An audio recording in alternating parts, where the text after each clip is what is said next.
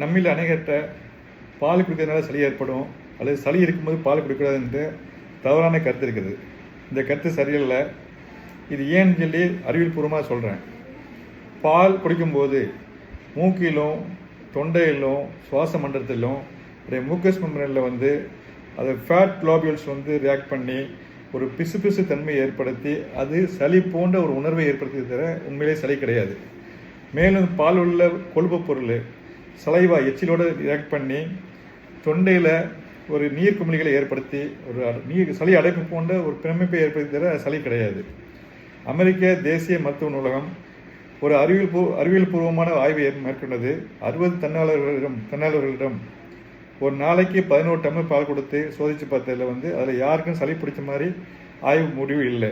மேலும் அந்த காலகட்டத்தில் சளி பிடிக்குன்னு பாலை அவாய்ட் பண்ணவங்களுக்கு இவங்களை ஒப்பீட்டு அளவில் அதிகமாக சளி பிடிச்சதாக கண்டுபிடிச்சது. அதனால் பால்னால இந்த சளியும் பிடிக்காது, தாராளமாக குடிக்கலாம். முதல் 6 மாதங்களுக்கு குழந்தைகளுக்கு தாய்ப்பால் மட்டுமே கொடுங்க. 6 மாதத்துக்கு அப்புறம் 2 வயசு வரையும் மற்ற துணை உணவுகளுடன் தாய்ப்பாலை கண்டிப்பாக பண்ணுங்கள். நன்றி.